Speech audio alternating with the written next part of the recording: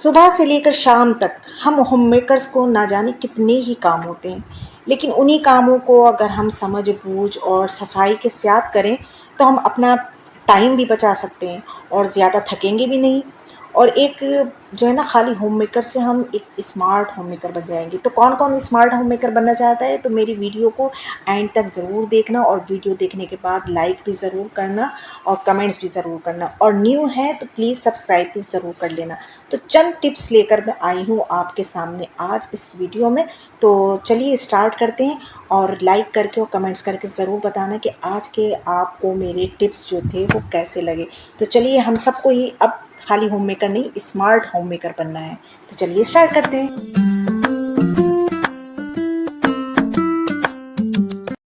अस्सलामुअलैकुम। तो जी, बर्तन वॉश करते टाइम लाज़मी या तो टॉवल सिंक के आगे ज़रूर रखें या एप्रन ज़रूर पहनें। और बर्तनों को जैसे हम मांजते हैं ना, मांजने के बाद उनको एक तसले में या कूंडे में करके ज़रूर रखें, नहीं तो पानी जितना भी होता है ना, सर्फ़ का पानी वो नीचे ज़रूर टपकता है, इसलिए इसको एक तसले में करके रखते जाएँ जब मांज लें तो।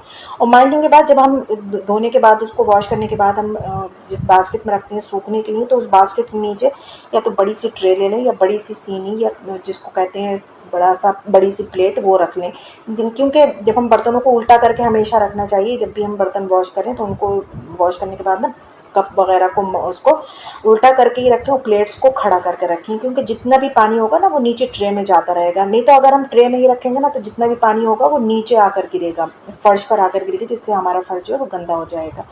और फर्श पर हमेशा डोरमेट एक ज़रूर डाल के रखना चाहिए सिंक के आगे, क्योंकि खुदा ना खास्ता थोड़ी बहुत अगर बूंद आ भी जाएगी ना, तो वो नीचे डोरमेट पर ही आएगी, जिससे कि हमारा फर्श गंदा नहीं होगा। और हमेशा ही डोरमेट ज़रूर डाल के रखना चाहिए। अच्छा, सारे बर्तन वॉश करने के बाद मैंने सारे बर्तनों को लाकर यहाँ पर बास्केट को रख दिया था। अच्छा, मैंने ड्राई मैट मंगा कर रखा है, तो मैं ड्राई मैट पर रख देती हूँ। अगर थोड़ा बहुत पानी होता है तो वो ड्राई मैट पे ही जाता है, मेरा काउंटर गीला नहीं होता है। अच्छा, अगर अगर आप लोगों के पास ड्राई मैट नहीं है, तो ये घर पर भी बन सकता है। अगर आप लोग कहेंगे तो मैं इसकी भी वीडियो बनाकर आप लोगों के साथ शेयर कर दूँगी। अच्छा, ये मैंने मिक्सर वॉश करी थी ना, तो मिक्सर को मैं हमेशा उल्टा करके ही रखती हूँ, क्योंकि सारा पानी इसका निचड़ जब जाएगा ना, तो तब मैं इसको ना इसमें कुंडे में डालकर इसको हैंग कर देती हूँ, तो पूरी तरीके से ये ड्राई हो जाती है, अंदर से बाहर से सब तरफ से। और स्पून वगैरह से तो मैंने हुक में डालकर रख दी है कि वहाँ पर ड्राई हो जाएंगे। अब मेरे सारे बर्तन जो है ये ऐसे ड्राई हो जाएंगे। और सिंक को भी, बर्तन वॉश करने के बाद सिंक को इग्नोर नहीं करना चाहिए, हाथ के हाथ फ़ौरन ही साफ़ सुथरा कर देना चाहिए। उसको सर्फ डालकर जैसे भी आप वॉश करते हैं उसको अच्छे से पहले वॉश करें, फिर उसको ड्राई ज़रूर करते हैं, क्योंकि वॉश करने के बाद ना सिंक में पानी के छींटे छींटे से रह जाती हैं, जो कि बाद में सूखने के बाद ना वाइट वाइट उसके ज़रा स्पॉट से दिखाई देते हैं, जो कि बिल्कुल भी देखने में अच्छे नहीं लगते हैं, जैसे ऐसे लगती है जैसे सिंक बहुत गंदी है, इसको वॉश नहीं करा है। अगर इस तरीके से आप, जो टॉवल मैंने बताई, जो अगर टॉवल डाल रखी है, उसी टॉवल से आप उसको जो है ना, उस एरिया को बिल्कुल ड्राई कर दें। तो ये टॉवल से बिल्कुल ड्राई कर देंगे, और बाद में जब आप सारे कामों से फारिग हो जाए ना किचन के, तो ये टॉवल को सूखने के लिए डाल दीजिए कहीं पर धूप में, तो ये बिल्कुल ड्राई हो जाएगी। तो ये सिंक बिल्कुल साफ़ सुथरा हो गया है, जिससे कि अब हमारी नीट लुक आएगी किचन में। अंडे बॉईल करने के लिए हमेशा सेपरेट ही बर्तन बनाना चाहिए। तो यहाँ पर मैंने ये देगची बना रखी है अंडे बॉईल करने के लिए। आप लोग कहेंगे देगची? जी हाँ, मैंने कल ही, मतलब मैंने सुना है कि देगची जो है ना, पंजाब में बोला जाता है, पंजाबी लैंग्वेज में बोला जाता है ये देगची। तो पतीले, खैर हमारे यहाँ भी बोला जाता है, ऐसी बात नहीं है। तो मैंने ये छोटी सी एक देगची बना रखी है, इसमें ही मैं अंडे बॉईल करती हूँ हमेशा, चाहे कम हो या ज़्यादा हो, मैं इसी में बॉईल करती हूँ। चलिए, मैंने अंडे तो बॉईल कर लिए। अब यहाँ पर मैं ना बना रही थी, कोफ्ते बना रही थी। तो मेरा बेटा जो है ना, कोफ्तों के साथ अंडे ज़रूर खाता है, तो मैं कोफ्तों में तो नहीं डालती हूँ, नरगिसी कोफ्ते तो नहीं बनाती हूँ। मैं इस तरीके से ना अलग से बॉईल करके उसमें ऐसे कट लगाकर, गहरे गहरे से खूब कट लगाकर और डाल देती हूँ। इससे ये होता है कि मसाला जो है ना अंडों के अंदर तक चला जाता है, नमक मिर्च, तो ये बड़े अच्छे लगते हैं। तो मैंने बेटे के लिए तो अंडे बना दिए, अब इसी में मैं डालूँगी कोफ्ते। अच्छा, मैंने बहुत सौ को देखा है कि कोफ्ते बनाते टाइम ना वो हाथ पर ऑयल लगाते हैं, तो आप ऑयल मत लगाना आज से आप ऐसा करना, अगर कोफ्ते बनाएं तो एक बाउल में पानी करके रख लेना और पानी से बनाना, आप पानी लगाते जाना हाथों को अपने, और फिर उससे कोफ्ते बनाना, फिर देखना आपके कितने मज़े के कोफ्ते बनेंगे। मैं बहुत सौ को देखती हूँ कि ऑयल लगा कर बनाते हैं, तो बिल्कुल भी ऑयल लगाने की ज़रूरत नहीं है, सिर्फ पानी से बनाइए, पानी लगाते रहिए और कोफ्ते बनाते रहिए। देखिए कैसे मज़े के मेरे कोफ्ते बनकर तैयार हो चुके हैं। और मैं इन कोफ्तों को तो फ्रीज़ भी कर लेती हूँ। लेकिन अभी फ़िलहाल मुझे ये बनाना है तो मैं सारे के सारे कोफ्ते इसी में डाल दूँगी, अभी मुझे फ्रीज़ नहीं करना, लेकिन मैं फ्रीज़ करके रख लेती हूँ। इस तरीक़े से मैं बना लेती हूँ ज़्यादा सारे कोफ्ते और उनको फ्रीज़र में मैं रख देती हूँ। जब वो फ्रीज़ हो जाते हैं तब मैं उठाकर उनको रख देती हूँ डब्बे में करके। अच्छा, एक गलती ये करती हैं ज़्यादातर औरतें जो है ना, बहुत गलती करती हैं कि ये सालन का चम्मच जो होता है ना, या तो भगोने पे या चूल्हे पे इस तरीक़े से रखती हैं, जो कि बहुत गंदा लगता है। मैंने बहुत स्मार्ट स्मार्ट जो होम मेकर्स हैं उनको भी देखा है कि वो ये हरकतें करती हैं, बहुत गंदी हरकत है ये। तो मैंने ना जिसमें कोफ्ते बनाए थे ना, मैंने उसी कोफ्ते की प्लेट में मैंने ये चम्मच रख दिया। वैसे ज़्यादातर मेरा ये जो बाउल मैं आपको दिखा रही हूँ ना, इस बाउल में मैं रखती हूँ ये चम्मच, लेकिन इस टाइम मैंने बचत करी अपने बर्तन कम सने, इस वजह से मैंने इसी प्लेट में ये चम्मच जो है यहाँ वो पर अब रख। मैं फ्रिज से निकाल कर ले आई थी आटा। अच्छा, कुछ आटा कल का भी बचा हुआ था, दोनों आटे में ले आई, ताज़ा भी और बासी भी जो कल का था। तो इसमें आटे में मैं हमेशा ऑयल लगा कर ही रखती हूँ, जिससे कि एक पपड़ी नहीं आए आटे के ऊपर। तो चलिए, अब मैं सबके जो है ना पेड़े बनाकर पहले मैं रख लेती हूँ। सारे मतलब जितना भी आटा है उसके जितने मुझे पेड़े बनाना होते हैं, पेड़े बनाकर एक सीनी में रख लेती हूँ। अच्छा, इसके लिए पलेथन के लिए मैं एक डब्बा जो मेरा है लिड वाला, ये मैं ज़रूर रखती हूँ। मैं सीनी वीनी में कोई भी आटा पलेथन नहीं निकालती हूँ, इस तरह के डब्बों में ही पलेथन रखती हूँ। तो इसमें ज़रा आसानी रहती है, ये होता है कि गिरता गिराता नहीं है, तो सीनी में ना बहुत ज़्यादा गिरता है आटा।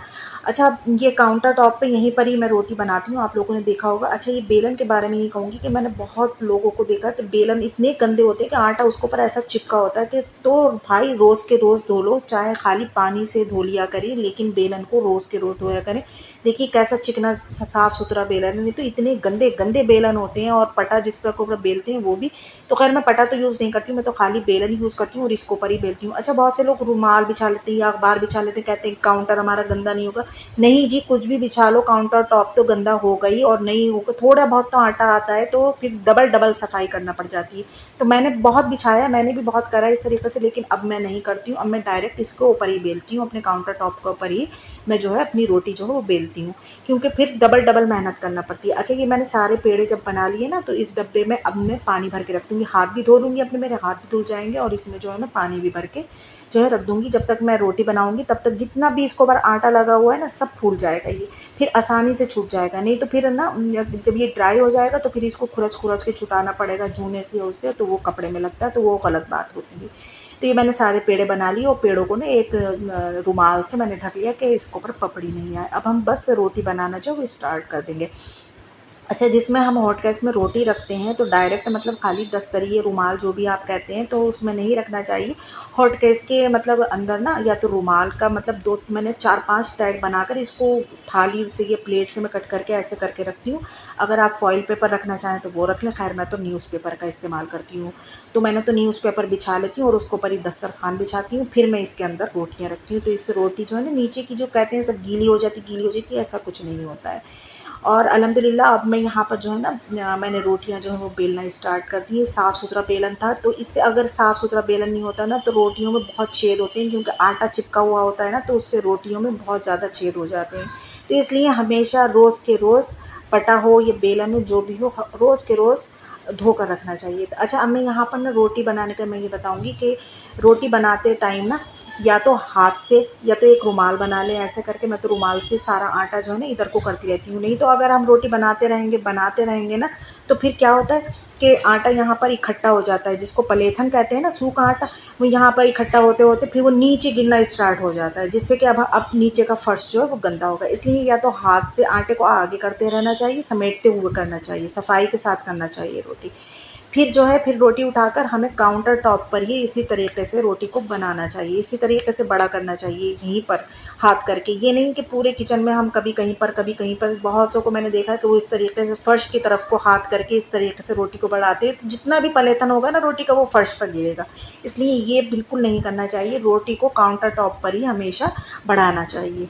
तो अब मेरी सारी रोटियां जो थी वो बन चुकी हैं, अब बारी आती है साफ़ सफाई की।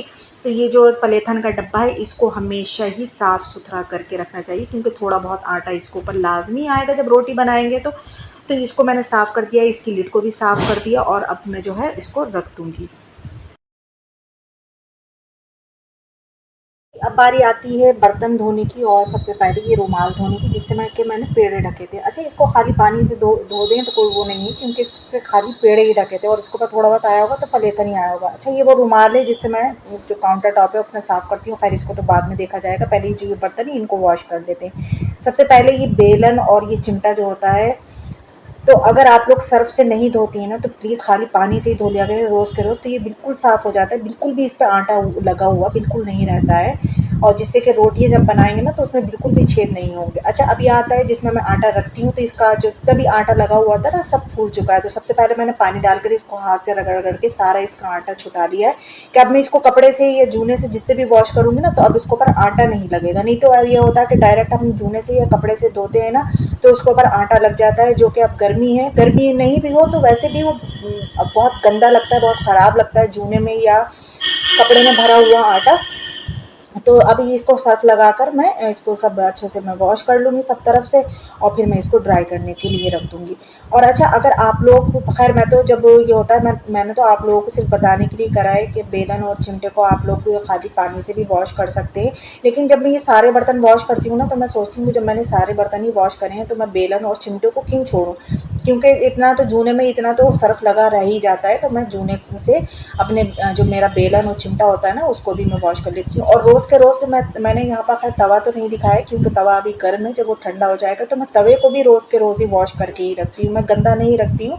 वॉश करने के बाद उसको सुखाती हूँ, सुखाने के बाद ही मैं अपने सारे बर्तन जो है वो अपने काउंटर में जहाँ जहाँ मुझे रखना होता है वहाँ रखती हूँ। मैं गीले गीले बर्तन, कोई भी बर्तन मैं गीला अपनी जगह पर नहीं रखती हूँ, पहले मैं उसको सुखाती हूँ, फिर उसके बाद ही मैं उनको सारे काम निमटने के बाद अब बारी आती है कुकटॉप साफ़ करने की। क्योंकि देखिए, रोटी बनाने के बाद फ़ौरन से कुकटॉप हम साफ़ नहीं कर सकते, क्योंकि बहुत ज़्यादा गर्म होता है, सारी चीज़ें इसकी गर्म होती है। अच्छा, ये ऊपर ये जो क्या होते हैं, ये जो चीज़ होती है जो मेरे हाथ में है अभी, इसको क्या कहते हैं, चलिए मैं हुक कह लेती हूँ, जो भी होते हैं ये, तो ये काफ़ी गर्म होती है, जिनको हम साफ़ करना ज़रा मतलब गर्म होते हैं, तो खुदा ना खास्ता हाथ भी जल सकता है। तो इतने में सारे बर्तन जितने हैं उनको मैंने वॉश कर लिया। बर्तन वॉश करने के बाद जो काउंटर टॉप था, पहले तो उसको ही साफ़ करा जाता है, जो आटा वगैरह होता है उसके ऊपर वो साफ़ करा जाता है, वो साफ़ करा। फिर उसके बाद जो ये हुड होता है ना, चिमनी जो होती है इसकी, मैंने चिमनी सबसे पहले चिमनी साफ़ करती हूँ, क्योंकि जो भी उसके ऊपर गर्द है या कुछ भी है वो साफ़ हो जाता है। उसके बाद ये बारी आती है हमारे कुक टॉप की, तो कुक टॉप से मैं सबसे एंड में साफ़ करती हूँ।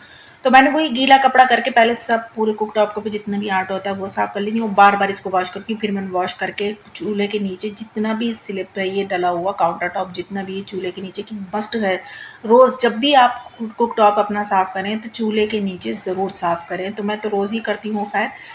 तो मैंने ये सबसे पहले उसका स्लिप साफ़ करा, फिर उसके बाद चूल्हे को खूब अच्छी नीट क्लीन करके मैंने साफ़ किया। अच्छा, मैं बेकार में मैं आपसे कहूँगी, मैं नहीं रोज़ ही मैं इसके ऊपर सर्फ़ डालकर या इसको लिक्विड से साफ़ करती हूँ, मैं रोज़ ऐसा नहीं करती हूँ। जब मुझे ज़रूरत लगती है मैं तभी करती हूँ। तो मैं रोज़ जो है खाली पानी से साफ़ करती हूँ, क्योंकि मेरा जो कुक टॉप है अल्हम्दुलिल्लाह कोई मैं बड़ा बोल नहीं बोल रही, बिल्कुल नीट क्लीन साफ़ सुथरा रहता है, कोई चिप चिप नहीं होता, क्योंकि हर वक्त मेरे हाथ में हैंकी रहता है ये साफ़ सफाई का। तो मैं साफ़ सफाई करती हुई चलती हूँ, खाना बनाती रहती हूँ, साफ़ सफाई करती रहती हूँ। तो अल्हम्दुलिल्लाह कोई ऐसी बात नहीं होती है कि चिप चिप हो रहा है। तो मैं तो खाली पानी के से गीला कर करके ही अपने कुक टॉप को साफ़ करती हूँ, तो मेरा कुक टॉप जो है बिल्कुल नीट क्लीन हो जाता है, चमचम करने लगता है।